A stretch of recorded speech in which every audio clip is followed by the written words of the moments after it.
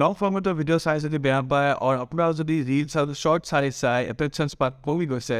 তেনেহ'লে short ক্লিপছৰ through মেথছৰ কনচেপ্টবোৰ পাব broad juice education care ক্লিপছত আৰু এতিয়া ডিটেইলছৰ বাবে ফুল ভিডিঅ'টো চাবলৈ নাপাহৰিব এতিয়া আমাৰ হাতত বহুত বেলেগ বেলেগ ধৰণৰ ট্ৰায়াংগল আছে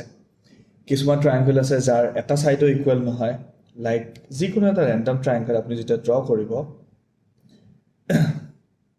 suppose এনে জাষ্ট মই এটা এক্সাম্পল দিছোঁ suppose এইটো ছাইড আছে আপোনাৰ 2 সেণ্টিমিটাৰ এইটো ছাইড আছে suppose 4 সেণ্টিমিটাৰ আৰু এইটো ছাইড আছে suppose 6 সেণ্টিমিটাৰ so এই ট্ৰায়াংগলটো এটা ছাইডো ইকুৱেল নহয় so এইটো ট্ৰায়াংগলক কোৱা হ'ব স্কেলিন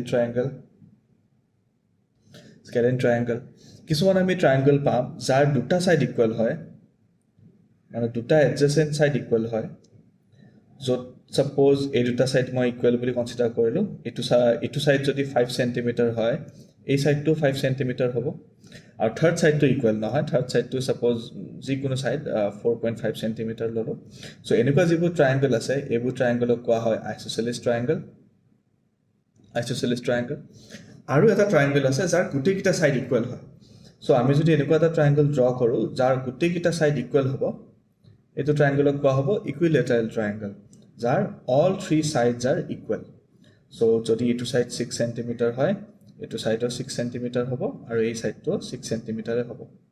so এটো ট্ৰায়াংগলৰ নাম হৈ যাব ইকুইলেটাৰেল ট্ৰায়াংগল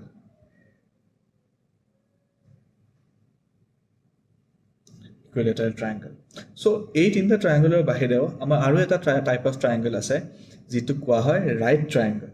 এটা কোনবোৰ ট্ৰায়াংগল ৰাইট ট্ৰায়াংগল হয় এনেকুৱা এটা ট্ৰায়াংগল যাৰ এটা এংগল 90 ডিগ্ৰী থাকে সো যিকোনো এটা এংগল 90 ডিগ্ৰী হ'ব পাৰে এটো এংগল লেফট সাইডৰ এংগলটো হ'ব পাৰে ৰাইট সাইডৰ এংগলটো হ'ব পাৰে ওপৰৰ এংগলটো হ'ব পাৰে যিকোনো এটা এংগল 90 ডিগ্ৰী হলে হল সেই ট্ৰায়াংগলটোক আমি কোৱা হ'ব ৰাইট ট্ৰায়াংগল ইয়াতে সাইডৰ ওপৰত ইমান এটা মেটাৰ নকৰে মেইন বস্তু হৈছে কি ইয়াৰ এটা এংগল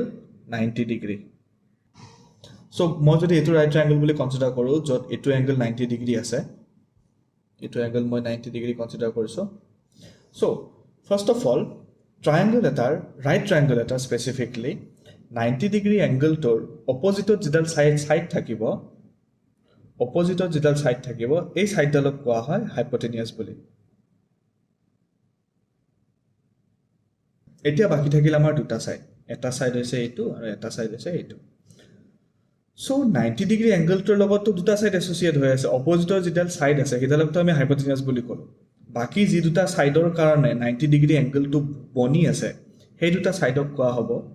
এটা সাইডক কোৱা হ'ব পাৰপেন্ডিকুলাৰ আৰু তলৰ সাইডটো কোৱা হ'ব বেস মানে যিটো লাস্ট সাইড থাকিব হেতু কোৱা হ'ব বেস আপোনাৰ ট্ৰায়াংগলটো ওৰিয়েন্টেশনৰ ওপৰত ডিপেন্ড কৰে আপোনাৰ ট্ৰায়াংগলটো যদি এনেকুৱা সিধা হৈ আছে তেতিয়া হলে আমি ইডালক পাৰপেন্ডিকুলাৰ কম আৰু ইডালক বেস বুলি কম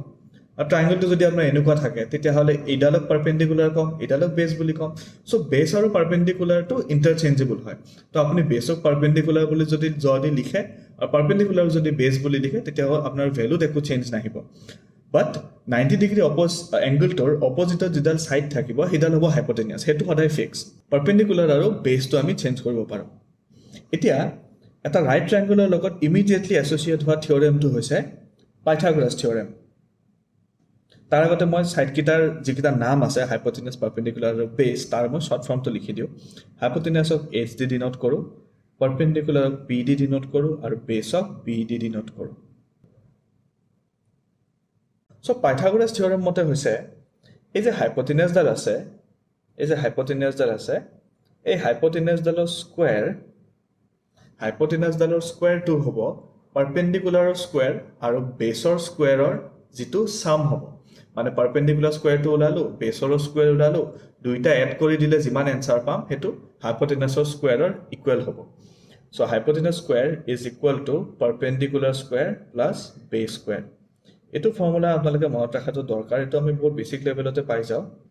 আৰু এটো ফৰ্মুলা সবৰে মনত ৰাখাটো দৰকাৰ like a + b whole square by a - b whole square ফৰ্মুলাটো যেনেকে সবৰে মনত ৰাখাটো দৰকাৰ বিকজ কোড কেতিয়া কেনেকে ইউজ হৈ যায় আমি গমে নাপাওঁ সো ম্যাথছৰ ক্যালকুলাসত হক ট্ৰিগোনোমেট্ৰিত হক বা যিকোনো এটা এলজেব্ৰাত কোড কেতিয়া এইটা ফৰ্মুলা ইউজ হৈ যায় আমি নিজে গম নাপাওঁ সো এইটা একদম বেসিক লেভেলৰ ফৰ্মুলা হয়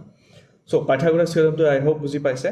এনেকুৱা কম হ'ব টপিকবোৰ বুজিবলৈ সাবস্ক্ৰাইব কৰিব ব্ৰড জুচ এডুকেশ্যন কেয়াৰক আৰু এই ভিডিঅ'টো মেথছ বেয়া পোৱা আৰু বুজি নোপোৱা বুলি ভাবা ষ্টুডেণ্টছৰ লগত শ্বেয়াৰ কৰিব। ধন্যবাদ।